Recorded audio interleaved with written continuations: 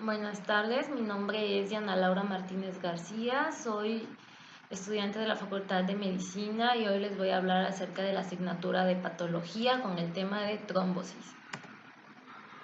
La trombosis es la base de las enfermedades cardiovasculares en la cual está ligada con la triada de Virchow.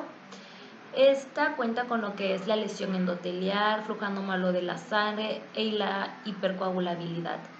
Esta, como podemos observar las flechas, nos están diciendo que la lesión endotelial puede dar lugar al flujo anómalo de sangre y el flujo anómalo de sangre puede provocar la lesión endotelial, pero en caso de la hipercoagulabilidad, esta no puede ser de forma retrógrada para estos dos. La lesión endotelial es una causa importante en la trombosis en lo que es el corazón y en las arterias, dado que en ellas la elevada velocidad del flujo podría impedir lo que es la coagulación, así al evitar la adhesión de las plaquetas o diluir los factores de las plaquetas. Les voy a dar unos ejemplos que están relacionados con la trombosis y la lesión endotelial, en las cuales es la formación de trombos en las cavidades cardíacas tras un infarto de miocardio, o en la pérdida extrínseca del endotelio que expone la membrana extracelular subendotelial del liberador al factor tisular y va a reducir la producción local de la prostaglandina 12 y activadores del plasminógeno. Bueno, hay que tener en cuenta que no es necesaria la pérdida física del endotelio para contribuir a la formación de la trombosis. Cualquier alteración en el equilibrio dinámico de los efectos antitrombóticos y protrombóticos del endotelio puede influir en lo que es la coagulación. El endotelio, ahora les voy a decir que el endotelio disfuncional elabora una cantidad aumentada de los que son los factores procoagulantes, en las cuales participan las moléculas de adhesión plaquetaria, el factor tisular y el PA. Y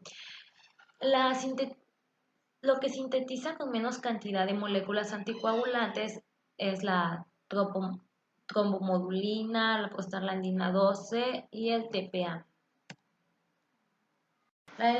Aquí en la disfunción endotelial se puede inducir mediante distintas agresiones, como es la hipertensión, el flujo turbulento de la sangre, la lesión cardíaca. En las alteraciones metabólicas puede participar lo que es la hipercolesterolemia, o igual las toxinas que se van absorbiendo con lo que es el humo del cigarro. Son las alteraciones de flujo en la sangre. Bueno, la turbulencia, esta va a contribuir a la trombosis tanto arterial, también así como cardíaca, porque produce una lesión o disfunción endotelial, además de que se encarga de formar las contracorrientes y focos locales de éstasis. La éstasis es un factor clave en el desarrollo de trombos venosos. Bueno, en condiciones de flujo de sangre normal de tipo laminar, las plaquetas se van a localizar en el centro de la luz vascular, que van a ser separadas del endotelio por una capa de plasma de desplazamiento más lento. Por tanto, nos quiere decir que la turbulencia y la éstasis van a determinar los siguientes efectos perniciosos, como que van a inducir la activación de células endoteliales. Bueno, la éstasis va a permitir que las plaquetas y leucocitos entren en contacto con el endotelio cuando el flujo es lento. Asimismo, la éstasis va a realizar la eliminación de los factores de coagulación activados y va a dificultar la llegada a través del flujo de los inhibidores de los factores de coagulación. Pasemos a lo que es la hipercoagulabilidad. Bueno, en esta un trastorno de hipercoagulabilidad es una condición que aumenta el riesgo de formación excesiva o inadecuada de lo que son los coágulos de sangre, que esta también se va a considerar o se denomina también trombofilia. Bueno, a esta se va a clasificar en lo que es primaria y secundaria. La primaria nos dice que es genética y esta va a ser hereditaria y esta se debe a lo que son las mutaciones de los genes del factor 5 o factor de Leydig, en la cual también va a participar lo que es la protrombina. En otros estados de hipercoagulabilidad primaria menos frecuentes son las deficiencias hereditarias de los anticoagulantes, como es la antitrombina 3 o la proteína C. En la secundaria, en el gen de la protrombina tiene riesgo elevado de sufrir trombosis, en el cual esta se encuentra en personas lo que son homocigóticas y heterocigóticas, aunque cabe también destacar que los heterocigóticos presentan un riesgo superior de presentar trombosis venosa cuando aparecen factores como embarazo, reposo en cama prolongado, viajes en avión de larga duración. Ahora hablemos de la secundaria o adquirida. Esta aparece en muchas situaciones. En algunas de ellas la éstasis y la lesión vascular pueden ser el factor más importante, como en los ancianos se ha explicado por el aumento de la agresión plaquetaria y la menor liberación de la prostaglandina 12 en el endotelio. Aunque cabe destacar que el tabaquismo y la obesidad inducen a una hipercoagulabilidad por motivos que es la fecha que aún no están claros. Ahora les voy a hablar de la morfología. Bueno, los trombos pueden aparecer en cualquier lugar del aparato cardiovascular y estos se van a originar. Bueno, hay dos tipos de trombos, los venosos y los arteriales o cardíacos. En los venosos se van a originar lo que son los focos de éstasis y en los arteriales los focos de lesión endotelial o turbulencia. Bueno, los trombos pueden mostrar laminaciones evidentes en lo que es el estudio macroscópico, como lo que son las líneas de Sand, que estas se producen por alteraciones de capas se producen por alteraciones de capas de plaquetas y fibrina pálida con las capas más oscuras que contienen eritrocitos. Bueno, estas líneas son importantes porque solo se encuentran en los trombos formados dentro de la sangre que fluye, en las cuales se localizan también lo que son los trombos murales. Estos están localizados en las cavidades cardíacas en la luz de la aorta. También está lo que son los arteriales, en las cuales son ricos en plaquetas. Esto es dado que los procesos que culminan de su aparición determinan la aparición de las plaquetas. En el caso de los venosos, estos se crean en la circulación venosa lenta y suelen tener más eritrocitos atrapados y, y estos se tienen un aspecto rojizo. Aquí tenemos una imagen de lo que es el trombo en la punta del ventrículo derecho e izquierdo sobre las cicatrices finosas blancas. Se encuentra un trombo laminado en un aneurisma de la aorta abdominal dilatado.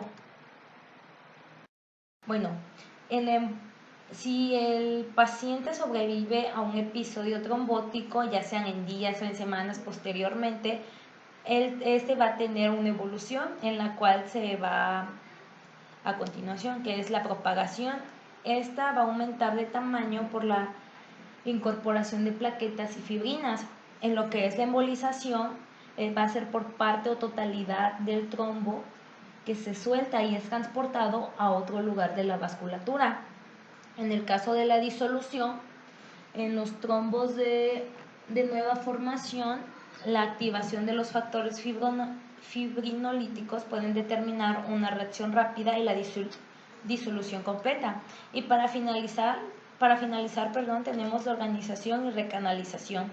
Esta se va a dar en los trombos más antiguos que se van a organizar por el crecimiento de células endoteliales musculares lisas y del fibroblasto, en las cuales con el tiempo se van a formar canales capilares y van a crear conductos que en toda la longitud del trombo. La embolia. Esta es una masa sólida, líquida y gaseosa que se suelta dentro de un vaso y que es alojada por la sangre de su punto de origen y transportada a un lugar alejado, que es donde se puede producir una disfunción o infarto del tejido pulmonar. Esta embolización de la circulación pulmonar puede producir lo que es la hipoxia, la hipotensión e insuficiencia cardíaca derecha. La consecuencia principal de la embolización sistemática es una necrosis isquémica. Les voy a tipos de embolia. Vamos a empezar con la pulmonar. Esta se origina de las trombosis venosas profundas y son responsables de la formación más habitual de enfermedades tromboembólicas. En cambio, la sistemática, esta se va a originar de trombos murales o cardíacos, o ya sea de los aneurismas de la aorta o placas ateroscleróticas. La embolia grasa, esta puede asociarse a un traumatismo con aplastamiento óseo, en las cuales sus síntomas son insuficiencia pulmonar, lesiones neurológicas.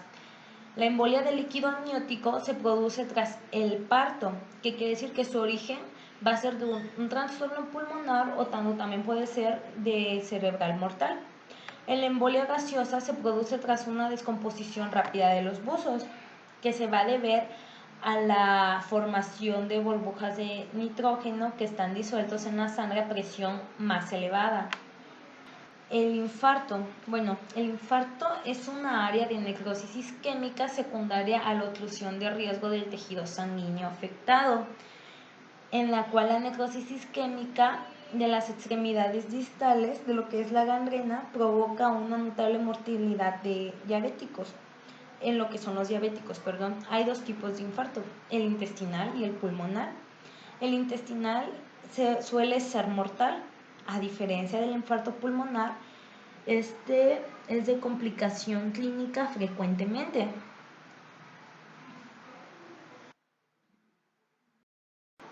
Bueno, las causas menos frecuentes de la obstrucción arterial va a ser el vasoespasmo, la compresión extrínseca de un vaso, como sucede cuando existe un tumor o un aneurisma desciende a la aorta o edema del espacio delimitado. Las causas menos frecuentes del infarto tisular va a ser la torsión en los vasos, como por ejemplo la torsión tisular, testicular o los bulbos intestinales, la ruptura traumática de los vasos o el atrapamiento de un saco herniario. En la morfología de los infartos hay tanto rojos como blancos. Los rojos son hemorrágicos, en los cuales participa la oclusión venosa, los tejidos laxos, como por ejemplo el pulmón, los tejidos de la circulación doble, como por ejemplo son los pulmones, el intestino delgado. Y en los tejidos con congestión previa, esta es dada como consecuencia a un flujo de salida venoso lento. En los blancos son anémicos y estos van a ser por oclusiones arteriales de órganos sólidos o una circulación arterial terminal, en las cuales participa lo que es el corazón, el vaso o los riñones. Les puse unas imágenes acerca de lo que es el infarto pulmonar rojo hemorrágico, que tiene forma de una cuña, como vemos en lo que es la imagen A. En lo que es la imagen B es un infarto pálido, bien delimitado en lo que es el vaso. Aquí es un infarto antiguo, sustituido por una extensa cicatriz fibrinolítica, como vemos en la parte superior derecha. Bueno, finalizamos con shock. El shock es la vía final común de varios acontecimientos potencialmente mortales. Las formas más frecuentes del shock pueden agrupar en tres categorías, en las cuales es el shock cardiógeno. Esta se debe a un bajo gasto cardíaco secundario a un fracaso de la bomba miocardíaca. ¿Qué quiere decir? Que esta se puede deber a la lesión del miocardio, que es el infarto, la compresión extrínseca, que va a ser el taponamiento cardíaco. En el shock hipovolímico, esta se debe a un bajo gasto cardíaco secundario, a la pérdida de volumen de sangre o plasma. Y estos son ejemplos en relación de la hemorragia o pérdida de líquido por quemaduras graves. En el shock séptico se debe a una vasodilatación arterial con establecimiento de sangre venosa secundaria. todo de mi parte. Gracias. Todo la bibliografía es del libro Robbins de Patología Humana, de la 9ª edición.